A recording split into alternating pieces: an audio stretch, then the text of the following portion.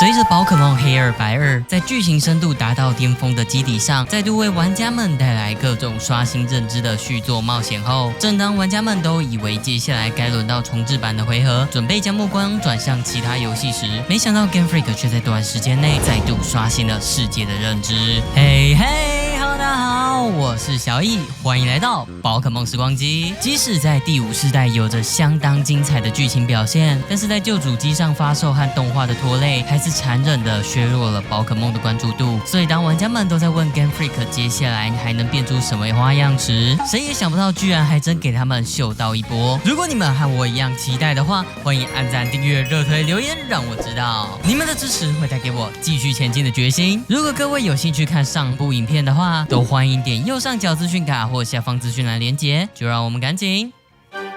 開始嘍！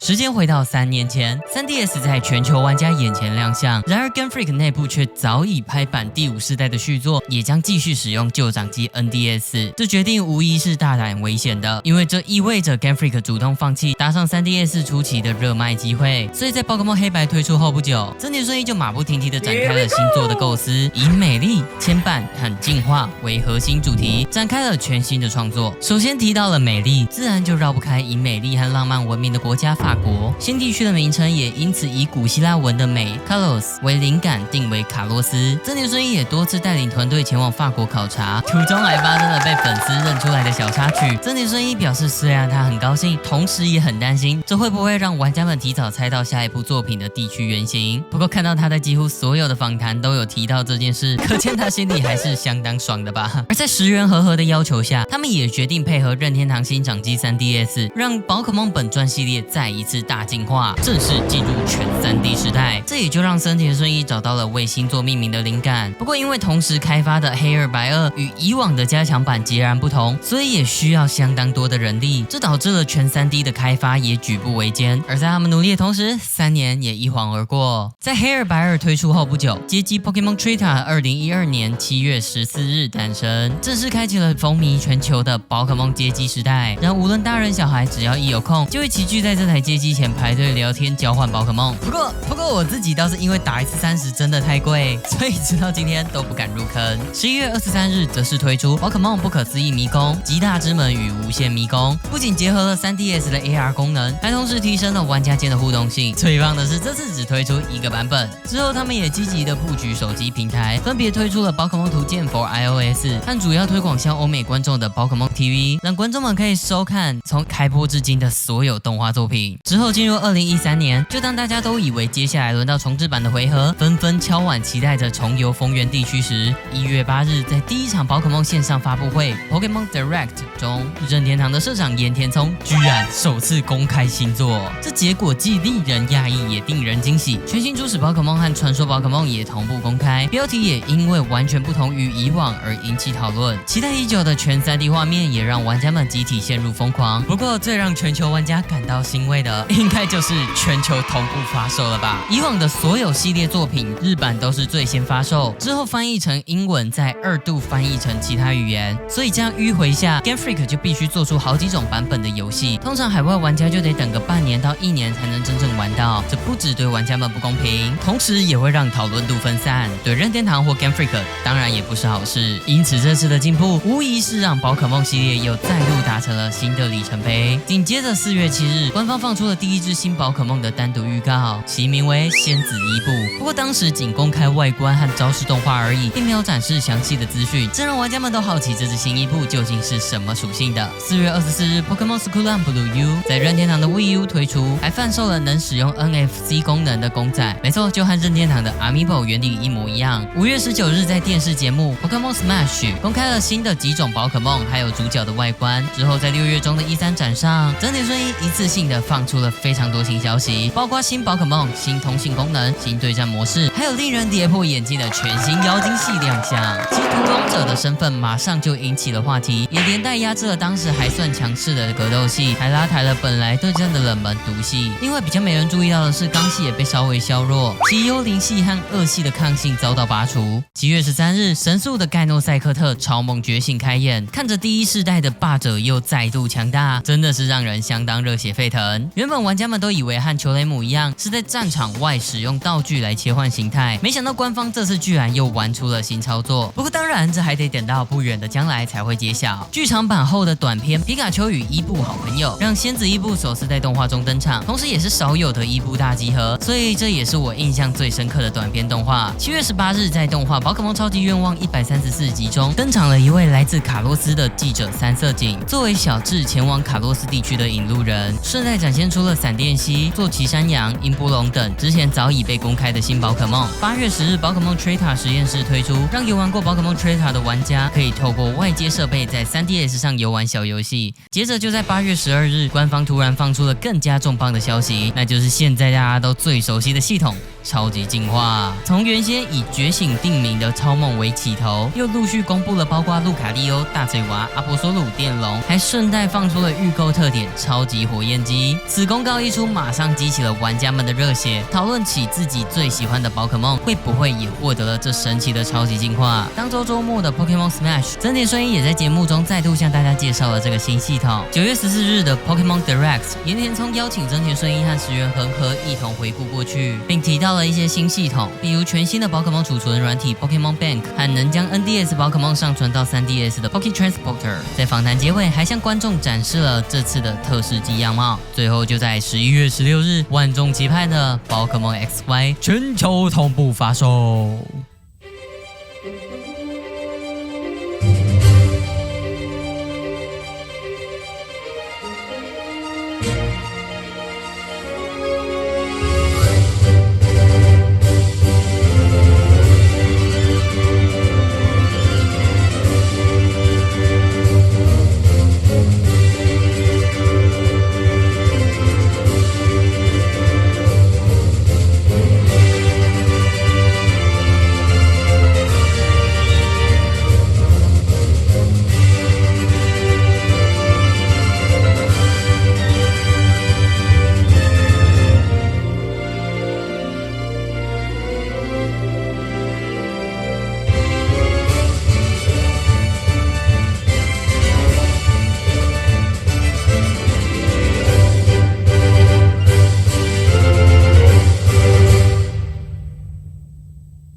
伴隨音樂一響，歡迎着玩家來到這再度全面進化的夢幻世界。相信老玩家們一定也跟我一樣，看到這華麗的 3D 運鏡就超級激動了吧？不過當然，驚喜還遠遠不止於此。在玩家選擇主角時，可以發現這次居然能夠選擇主角卡魯木和莎莉娜的膚色髮色。雖然只有3個選項，但也算是系列邁向全球化的又一個里程碑。而且在遊戲中，如果想要換點新花樣，寶可夢 XY 也首次實裝了換裝系統。我還蠻喜歡這點，在遊戲初期透過睡衣換成外衣這簡單的舉動就呈現出來了，之後甚至還可以隨着遊戲進度和隱藏任務解鎖更多不同樣式的服裝和髮型。像我就很喜歡從網絡上尋找各種穿搭風格，可以說也是從本作開始，每位玩家的旅途才終於變得獨一無二。不過從服裝豐富度也能看出，官方很明顯是比較偏袒莎莉娜不止一點就是了。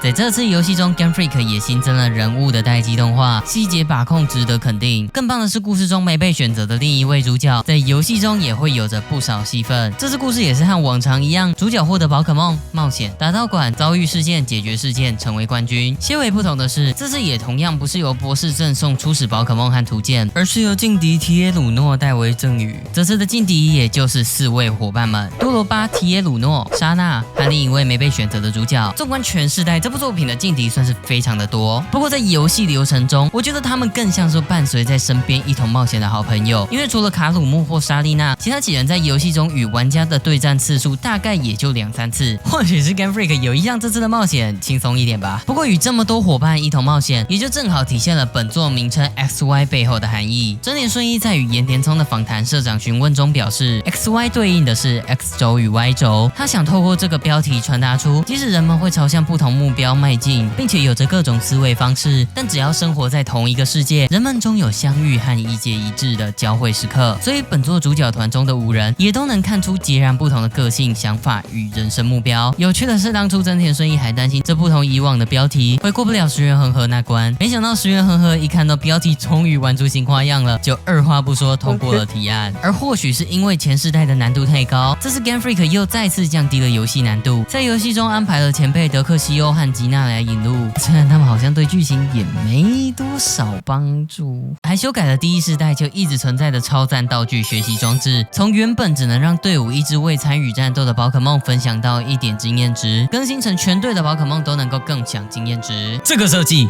我真的要給高分，因為這樣我總算能讓隊伍中的寶可夢實力相當了。雖然有玩家反映這導致遊戲變得太簡單，但我覺得 Game Freak 也有很好的照顧到這點，只需要把學習裝置關閉，就自然又回到了傳統的模式。之後還能夠從布拉塔諾博士手中獲得來自關都的初始寶可夢。題外話，布拉塔諾博士同時也是第一位會與玩家對戰的博士，而如果玩家選得好的話，就等於讓隊伍在遊戲初期就擁有屬性互補，整個遊戲體驗真的會簡單非常多，並且在遊戲中還能隨時開啟超級特訓，提升寶可夢的基礎點數。真田順一表示，這是為了盡可能的降低對戰門檻，同時還想保留樂趣，讓新手也能輕鬆愉快的培育出強大寶可夢。所以也是從這個世代起，寶可夢的基礎點數能夠隨時調閱。另一個大家都超愛的功能就是寶可拍樂樂，能透過撫摸、餵食、臉部互動和玩小遊戲與所有夥伴寶可夢互動。根據寶可夢的不同體型大小，還可能會佔據到 3DS 的上下2個螢幕。撫摸寶可夢的不同部位會有不同反應，寶可夢們也都會做出不同的反饋。透過 3DS 的前鏡頭，還能和寶可夢用表情互動。難以想象這個功能究竟耗費了 Game Freak 多少日夜。想要放鬆療癒時，真的會覺得這是神仙級的功能啊！這個設計無疑提升了圈外人加入的意願。畢竟看着旁邊的人一邊搓螢幕一邊傻笑，大家肯定都會不由自主的感到好奇，或是被當成變態。提升了友好度以後，不只能和寶可夢更加親密，同時還能提升寶可夢在對戰時的各種效果，比如經驗值加倍、解除異常狀態、充滿幹勁或縮寫撐住，讓玩家的操作有更多空間。我自己是覺得體驗下來更像是動畫版的寶可夢對戰，看到夥伴在危機關頭撐住，真的會超級感動啊！而千子一步因為進化條件與寶可拍樂樂掛鈎，因此成為了這個系統的代言寶可夢。那既然都說到了寶可夢的部分，當然就免不了提一嘴。或許是因為 3D 建模太花時間，或許是因為黑二白二花費了太多人力，又或許是因為本次有了超級進化的加入，所以本世代的新增寶可夢直到今日總共只有72隻，是最少的一代，甚至沒有任何2級傳說寶可夢加入，還得拿關都地區的3神鳥來湊數，和第5世代相比體量明顯縮水。不過與此同時，本作的卡洛斯地區圖鑑總共有457隻寶可夢，卻是歷代最多的。這點能從本作的道館館主和四天王是歷代唯一全數都只會使用對應屬性的寶可夢就能看出，並且還加入了彩粉蝶和花貝貝家族，還有多利米亞這類擁有個體差異的寶可夢，所以應該不是建模太花時間，單純只是他們把更多心力花在設計超級進化上吧。而說到超級進化，想當然絕對是本作中堪稱靈魂的存在。每場對戰只能使隊伍中1隻寶可夢超級進化，超級進化後的寶可夢除了血量，其餘數值總和加了100點。Game Freak 還為部分寶可夢修改了特性，讓寶可夢對戰的戰力榜做了一次大型洗牌，像是超級代獸、超級大嘴娃、超級沙奈朵，一眾老將的使用率都獲得了大幅提升。Game Freak 表示，這是為了讓冷門寶可夢也能出頭做出的設計，也確實讓這些寶可夢們一躍成為頂流。超級代獸更是在日後憑借親子愛打哭了一名小孩，引發話題。不過這同時也讓部分玩家質疑，這麼做會導致這些寶可夢再無獲得進化的可能。比如化石一龍、凱羅斯、阿博索魯都還尚未有進化鏈，但既然他們取得了超級進化，那麼注定未來就無法再進化了。不過關於這個問題，我在半年前有做過相關影片分析，也歡迎各位去一起討論，這邊就不再贅述。總之，一共有28隻寶可夢獲得了這尊貴的待遇，其中噴火龍和超夢更是獲得了2種超超級進化形態。雖然與直到第6世代結束的721隻寶可夢相比，數量真的非常稀少，但是也足以令玩家們感到興奮了。在遊戲前中期，我們戰勝了第3道館的可爾尼後，就能從他手中取得能夠使出超級進化的鑰匙和一隻路卡利歐。才打完3個道館，就免費獲得了3隻強力寶可夢。就問你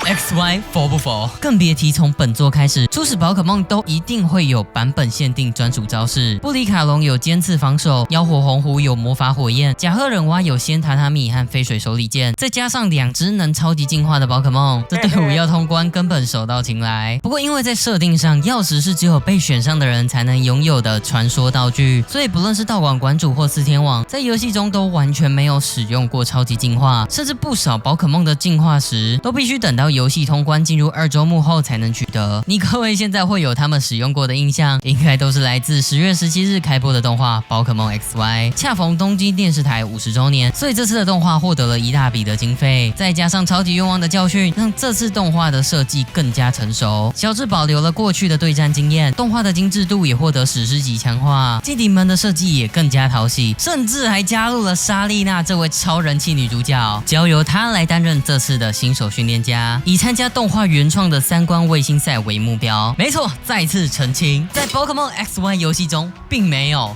華麗大賽。不過在動畫中，莎莉娜的成長故事也是真的非常好看，也難怪大家會留下這麼深刻的印象，完全可以說是非常成功的動畫原創回。之後還為了推廣超級進化，專門制作了特別篇，並加入了有史以來獲得官方最佳待遇的勁敵艾蘭。後期還特別為小智量身定制了牽絆變身形態的甲賀忍蛙，只能說怎麼輸然後就輸了，所以自然的很多人都被動畫帶偏，以為在遊戲 XY 中也能有如此精彩的冒險。如果說黑白是被動畫給拖累，那這次 XY 應該就是被動畫給帶到了驚人的高度吧。而說回遊戲， Game Freak 還新增了非常多能提升方便性的設計，比如只需要推動搖桿就會自動穿上直排輪，能夠與特定場景中的物品互動，還可以在遊戲中學到幾種花式特技，成為 XY 獨有的移動方式。玩家搜尋系統 PSS 則是像第5世代 C 裝置的強化版，能夠與其他玩家交流對戰，互相幫助。基本上以往你能想到的全部通信功能都匯聚在這裡了。交到許多朋友後，還能夠前往朋友狩獵，根據你的朋友數量，那裡會隨機分配各種屬性的寶可夢供你捕捉。比較不同的是，這邊的寶可夢有幾率出現隱藏特性，也不像以前會限制步數或提供狩獵球，算是通關後補充圖鑑的好地方。而在蜜亞雷士拍攝訓練家短片，看你是要搞抽象還是帥氣可愛，想怎麼拍攝都可以，全憑你自己的想象力，讓拍攝影片也成為與其他玩家交流的好方法。在遊戲中還能透過一位 NPC 獲得歐能量，提升自己或朋友的遊玩效率。不過要說到我個人覺得最讚的設計，肯定就是能在設定中把 L 鍵調成 A 鍵啦。雖然聽起來好像沒什麼，但是這個設計可是能讓我直接解放右手，真的是超級方便。接着聊到遊戲性的部分，因為使用了全新的 3DS， 所以這次在遊戲中也隨之做出了不少新玩法與優化，比如聲音系統的進化，讓所有寶可夢的叫聲都重新錄製，皮卡丘的聲音更是改為了動畫聲優大谷玉江的配音，背景音樂的豐富度也因此飛升。像我就特別喜歡映雪室那神秘又優雅的曲調，陀螺儀技術則是運用在好萊喲這隻寶可夢身上，需要倒轉整台遊戲機才能進化，這點屬實相當有趣。場景和建築物也比以往更加壯麗，像是有超大超級路卡利歐石像的金鏈之塔，充滿巴洛克氣息的巴爾海姆香殿，擁有神秘巨大日晷的百客室，還有埋藏着巨大武器的石鄉鎮。與河中地區的紐約現代風格不同，卡洛斯無處不彌漫着古典優雅的慢活氣息。至於提到 3DS 就絕對不能忘的 3D 功能，對戰中看着寶可夢們居然全都能以完整的姿態在我們面前，帶來的感動自然不在話下。可能很多人不知道 2D 進化成 3D 究竟有多麼費工，為了忠實呈現每隻寶可夢的細節，設計組就必須特別注進每個部位與角度的功能，才能保證最終成品不會出現奇怪的錯誤。像是在社長詢問中，石原赫赫就提到，許多寶可夢的特徵都與原先他以為的完全不同，像是他以為是觸鬚，結果是腳。如果這樣聽起來還是很容易，那請記得，到了第6世代，寶可夢的數量已經來到了721隻。這種狀態下，也難怪見過大風大浪的鹽田聰還是會以地獄來形容。另外，在遊戲中特別設計了蜜亞雷士，作為系列首個能夠自由操作鏡頭探索的城市。想當初第一次抵達的震撼感，完全不亞於第5世代的飛雲市。城市中不只有道館，還有各種咖啡廳、美術館、飯店，還有生人勿近的小巷子，與那絕對不能不付錢，不然就要打一場對戰的計程車。雖然沒有飛魚市那樣充滿熙來攘往的人潮，但總體還是相當熱鬧。不過老實說，這座城市應該也是整部作品中我最想吐槽的地方了。雖然可以自由操作鏡頭確實很震撼，但是 3DS 只有一個搖桿啊。換句話說，這個搖桿同時包含了操作人物和移動鏡頭的功能，導致好幾次我明明只是想轉個身，結果鏡頭就突然大轉了180度，這樣來回幾次我人也暈了，路也迷了。沒錯，也因為地圖中的建築物幾乎差不多，導致在遊戲要找到特定建築的難度很高。我還記得我玩到後面直接氣到去看攻略，操作起來真的是要多別扭有多別扭。我在制作影片時還發現，在遊戲最初版本，如果在密阿雷市外側存檔，還有機會導致記錄損壞。還好當時 Game Freak 一收到回報，就在半個月內緊急修復，所以沒有釀成大型災難。而說到裸視 3D，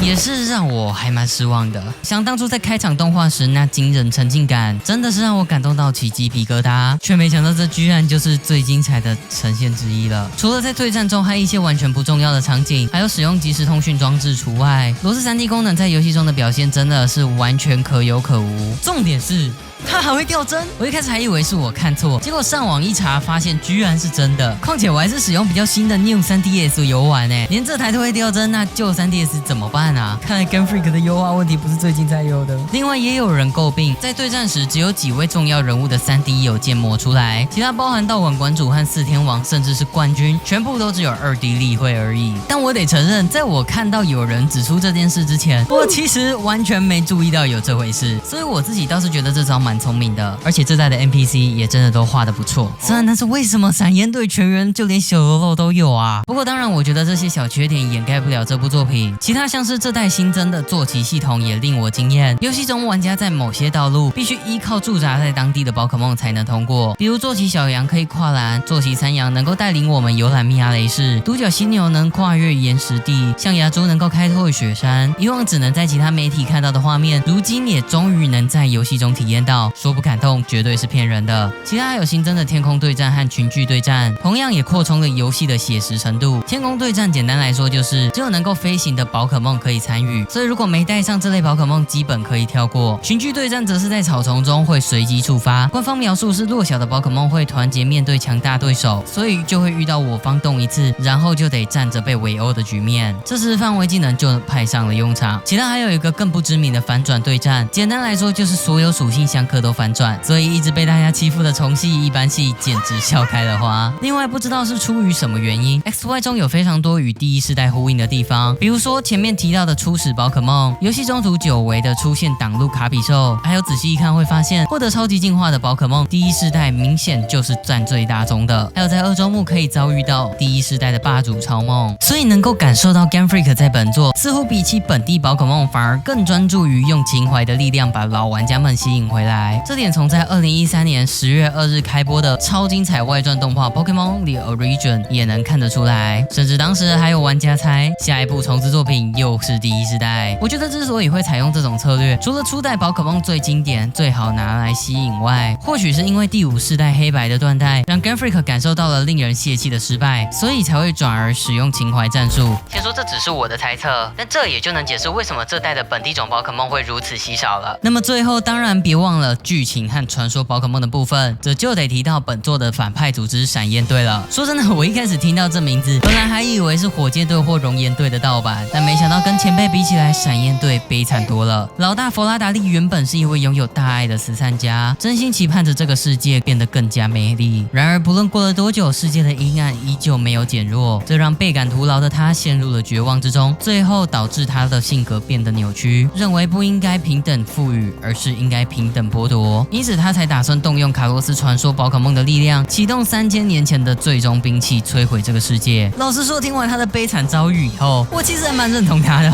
畢竟他也不是沒努力過，是這個世界辜負了他，所以我其實相當滿意這位反派的塑造。